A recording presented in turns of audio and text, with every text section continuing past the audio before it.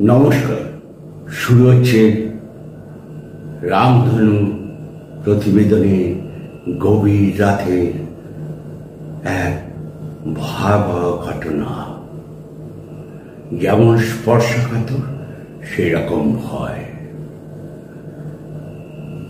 এই ঘটনাটা বিহারের প্রত্যন্ত গ্রামের এক ঘটনা।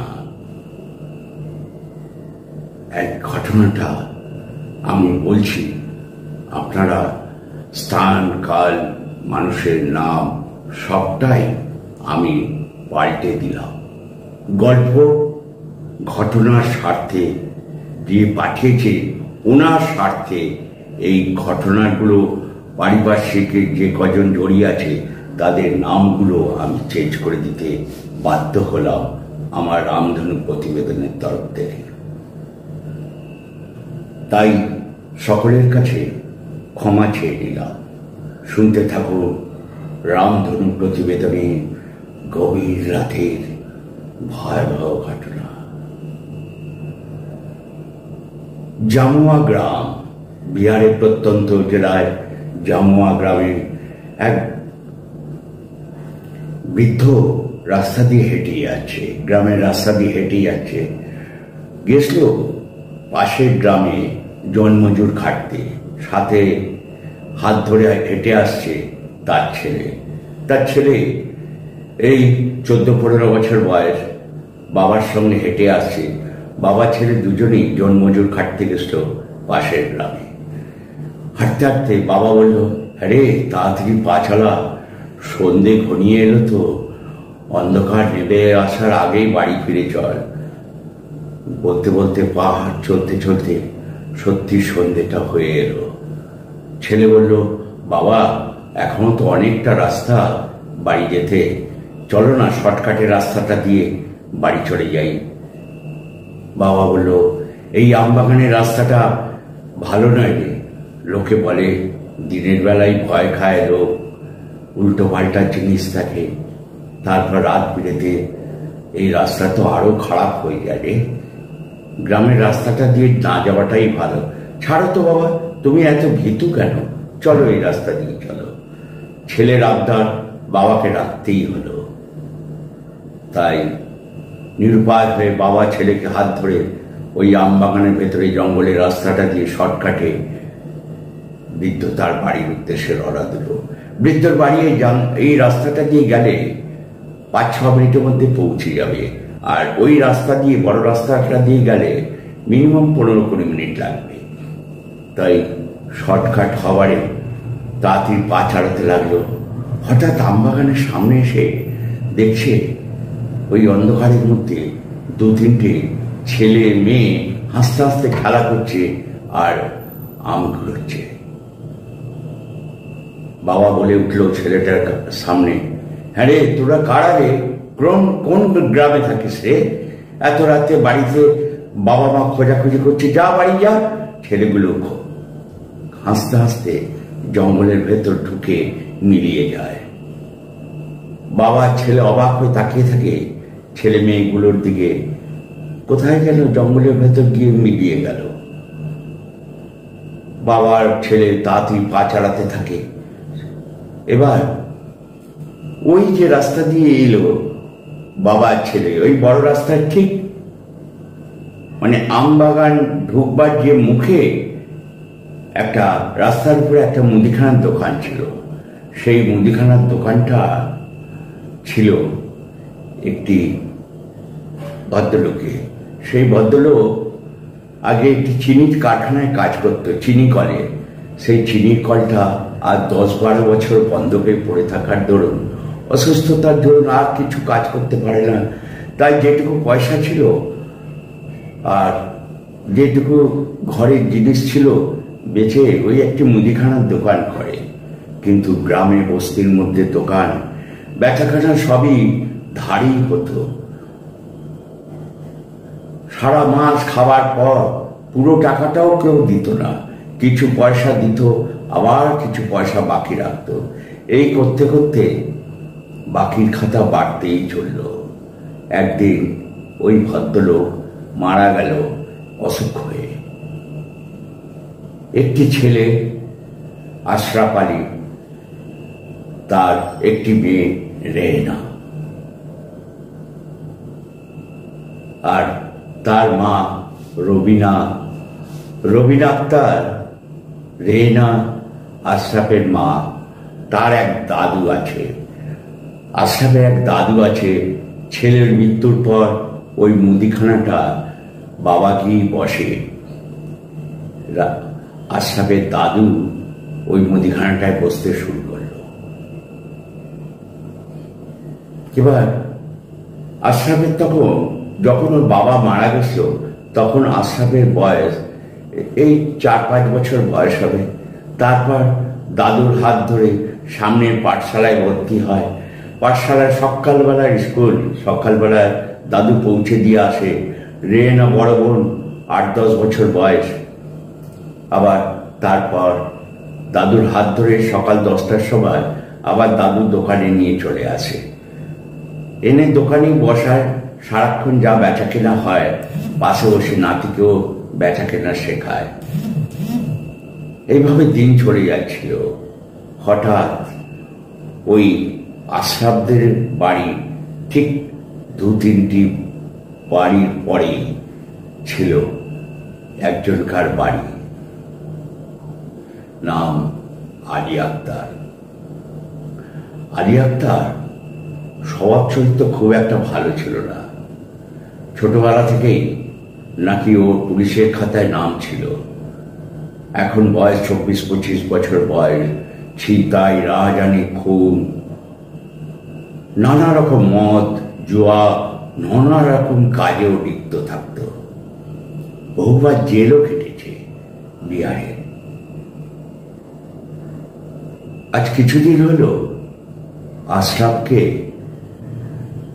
দোকান থেকে পাওয়া যাচ্ছে না। দাদুর সঙ্গে হাত ধরে এসেছিল দোকানে বেচাকেটা করতে। দাদু একটু বেরিয়েছিল তার নাতনিকে নিয়ে কবিরাজ ডাক্তার দেখাতে। তারপর থেকে দোকানে ফিরে এসে দেখে দোকানটা খালি পড়ে আছে, আশরাফ দোকানের মধ্যে নেই। খোঁজাখুঁজি আশরাফকে সারা মহল্লার লোকেরা তোল পাড় করলো। আশরাফ তখন পড়তো ওই স্কুলে এক শিক্ষক রঘুবীর বলে এক শিক্ষকের কাছে। 30-32 বছর বয়স ছেলেটি। মাস্টারি করত, 1 থেকে 4 পর্যন্ত ছেলে মেয়েদের পড়াতো। আশরাফও সেই রঘুবীরের কাছেই পড়াশোনা করত। আশরাফ এখন ক্লাস 2তে পড়ে।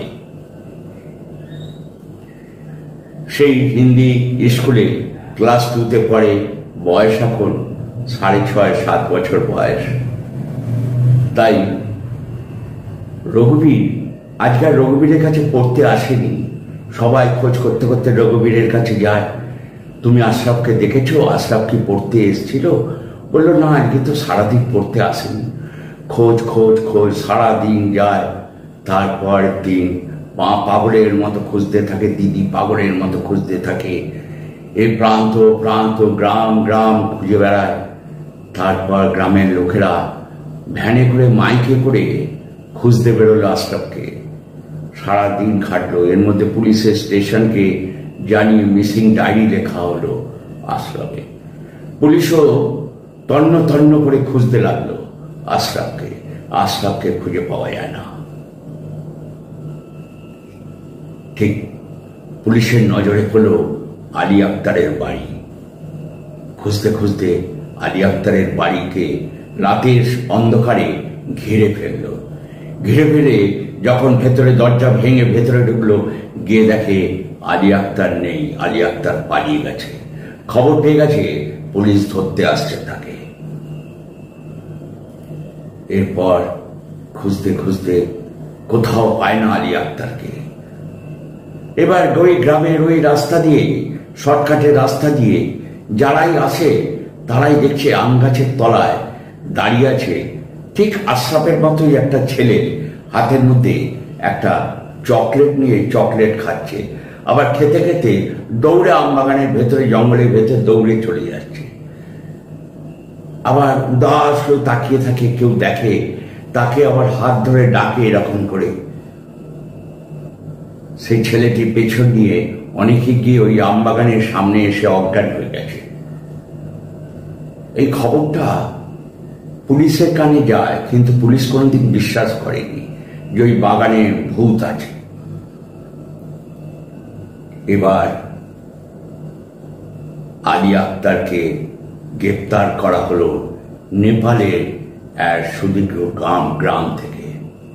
নেপালের গ্রাম থেকে যখন ধরে আনা হলো, পুলিশ জেরা করলো, মারধর করার পর আলী আক্তারের মুখ থেকে বেরোলো আশরাফকে সেই কিডন্যাপ করেছে। আশরাফ এখন আর বেঁচে নেই। পুলিশের জেরায় বলছে তার কিডনি, তার হার্ট, তার চোখ বিরাট দামে বিক্রি করেছে সে। শুধু তার নয়, পাশের গ্রামে অনেক ছেলে মেয়েরও এরকম 4-5টা ছেলে মেয়েরও হার্ট, কিডনি, চোখ বিক্রি হয়েছে বিদেশে, দেশে। এর সঙ্গে যুক্ত আছে আরো 2-3 জন ডাক্তার, কিন্তু তারা নিরুদ্দেশ। তাদের নামও আলী জানে না, নাম বলতে পারিনি। তারপর খুঁজতে খুঁজতে কোথায় বডিটা ফেলেছে, কিভাবে ফেলেছে সব বলল পেটের নাড়ি বুড়ি বার করে দিয়ে, সব বার করে দিয়ে দুটো হাতের কবজি কেটে চোখ দুটো যখন বার করে উপড়ে তুলে নেয়, সেইভাবে জঙ্গলের ভেতর ফেলে আসে, যাতে পশুতে বা শেয়ালে কুকুরে কামড়ে ছিঁড়ে খেয়েছে এইরকম ভাবে মানুষ। তাদের আত্মাগুলো তো এখন সেই জঙ্গলের ভেতর আমবাগানের পাশে ঘোরাঘুরি করছে, খেলা করছে সেই বাচ্চাগুলো। আলীকে নিয়ে আসে পুলিশ। জেরার কবলে যখন পড়ে, আলী এসে জায়গাটা দেখিয়ে দেয়। তারপর দেখে ওই জঙ্গলের ভেতর কিছু না হোক 7-8টা বাচ্চাদের কঙ্কাল শুকিয়ে পড়ে আছে। আর আশরাফ আলীর দেহটা অর্ধ পচে দগ্ধে আছে। মানে শনাক্ত করতে পুলিশ তুলে নিয়ে যায়, পোস্টমর্টম করে। জানতেই পারে পুলিশ ওকে জেরা ছলে যে আশরাফেরই দেহ। মা যখন দেহটাকে দেখে পাগলের মতো হয়ে যায়, বোন পাগলের মতো হয়ে যায়, দাদু আর পাগলের মতো এদিক ওদিক ঘুরে বেড়ায়, আশরাফকে খুঁজে বেড়ায়। মাঝে মাঝে ওই আমবাগানের কাছে এসে দাদু তাকিয়ে থাকে, যদি আশরাফ এসে দাদুকে ডাকা দেয়, এরকম করে ডাকে। সত্যি সত্যি আমবাগানের কাছে দাঁড়ালে আশরাফ ওইভাবে হাত ধরে ইশারা করে ডাক দেয়, কাউকে ভেতরে ডেকে নিয়ে যায়, কেউ ভয় পেয়ে অজ্ঞান হয়ে যায়। দাদুকেও ডাক দিয়েছিল সেদিনকে। বৌমা মানে আশরাফের মা তার শ্বশুরকে যখন জঙ্গলের ভেতর ঢুকছিল, আশরাফকে দেখে, সেই ছায়ামূর্তি দেখে বৌমা তখন তার শ্বশুর মশাইকে টেনে ধরে, তখন মাথা ঘুরে পড়ে যায়। এই ঘটনাটা, এই প্রত্যন্ত গ্রামের এই ঘটনাটা রঘুবীর লিখে পাঠিয়েছে। যদি আপনাদের সত্যি ভালো লাগে, এই মারাত্মক শিহরণ জাগানো ঘটনাটা, ওই জঙ্গলে এখন কত মানুষের বিদেহী আত্মা খেলে বেড়াচ্ছে, দৌড়ে বেড়াচ্ছে, কত বাচ্চার আত্মা ছুটে বেড়াচ্ছে, আম কুড়োচ্ছে, কেউ নয়, সব তাদের বিদেহী আত্মা। রঘুবীর লিখে পাঠিয়েছে আপনাদের মধ্যে শেয়ার করার জন্য। সকলে ভালো থাকবেন, সুস্থ থাকবেন। আগামী দিন আবার কোনো ঘটনা আপনাদের কাছে নিয়ে আসব। নমস্কার।